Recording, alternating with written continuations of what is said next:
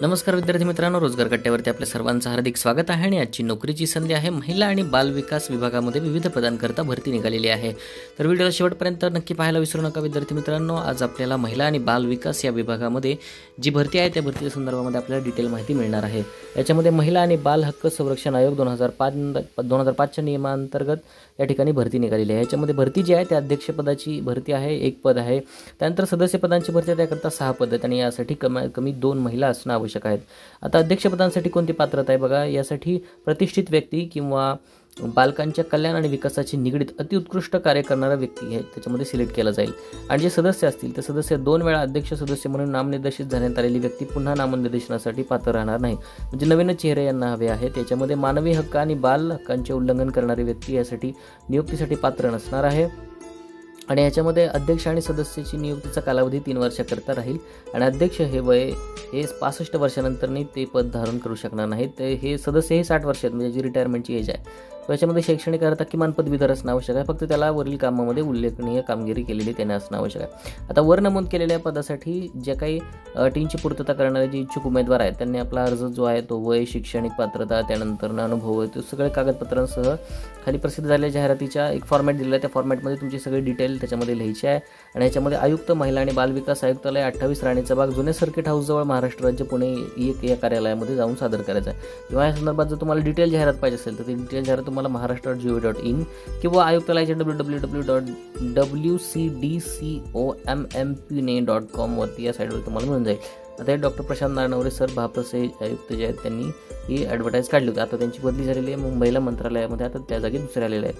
So तुम्ही त्या अर्जाचा फॉर्मॅट लक्षात घ्या. पहिल्यांदा तुमचं नाव लिहायचं आहे, तुमचं जेंडर डिस्क्राईब करायचं आहे, त्यानंतर पासपोर्ट साईजचा फोटो पलीकडच्या साईडला लावायचा आहे, तुमची जन्मतारीख, त्याच्यानंतर तुमचा संपूर्ण तपशील, तुम्ही कुठे राहता, तुमचा कार्यालयाचा पत्ता, फोन नंबर, त्यानंतर ईमेल ID, कुठलं नॅशनलाइज आहे सदस्य, कोणत्या पदासाठी तुम्ही अर्ज करत आहात आणि आपले कार्यक्षेत्र कोणतं, आपलं शिक्षण काय आहे, त्यानंतर उत्कृष्ट तुम्ही कोणतं पद्धतीचं कार्य केलेलं आहे त्या संदर्भामध्ये काय सर्टिफिकेट्स असतील ते सुद्धा अटॅच करायचे आहेत.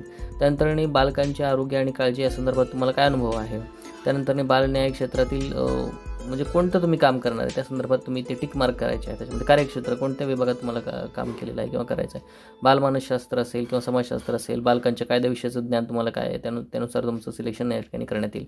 तुम्ही साधारणतः कमीत कमी पदवीधर असणं आवश्यक आहे. पण सुरुवातीला 10वी लिहायचं, 12वी लिहायचं, त्यानंतर डिग्री लिहायची, कुठून कुठं केली, जी युनिव्हर्सिटी कोणती होती, तुमचा सिलेबस कोणता होता, म्हणजे सायन्स असेल तर सायन्स, आर्ट्स असेल तर आर्ट, कॉमर्स असेल तर कॉमर्स, आणि तुम्हाला श्रेणी कुठली ABC अशी कुठली मिळाली, फर्स्ट क्लास, सेकंड क्लास, त्यानुसार लिहायचं.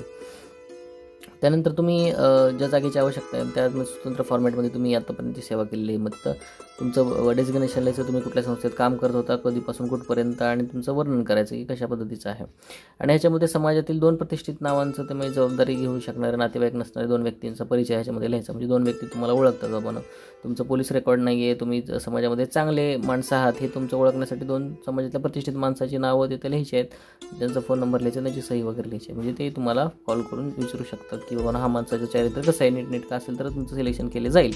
आता ह्याच्यामध्ये बघा की स्वयं घोषणापत्र आहे. याच्यामध्ये अर्जामध्ये दिलेली माहिती सगळी योग्य आहे, हे सगळं आणि त्यानंतर कायद्यामध्ये कोणत्या प्रकारचं गुन्हा उल्लंघन माझ्यावरती नाही आहे, त्याच्यानंतर मला कुठनंही काढून टाकले आलेलं नाही आहे, जाहिरातीच्या दिवशी मी सदस्य नाही कुठल्याही राजकीय पक्षाचा, नियुक्ती झाल्यास मी माझं लाभाचे पद ग्राह्य धरणार नाही. आणि मग तिथं तुमची सही करायची आहे, सोबत जोडलेली कागदपत्र तुमच्या जोडायचे आहेत.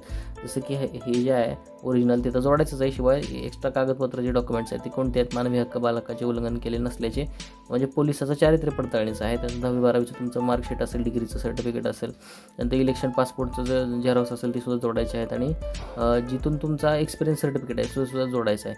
मग ह्या सगळ्या गोष्टींची पूर्तता करून तुम्हाला पुण्याच्या त्या महिला आणि बालविकासच्या ऑफिसला सबमिट केलं तर तुम्हाला चांगल्या प्रकारची सरकारी नोकरी लागू शकते.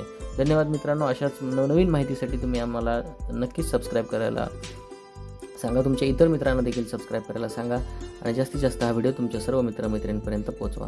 धन्यवाद.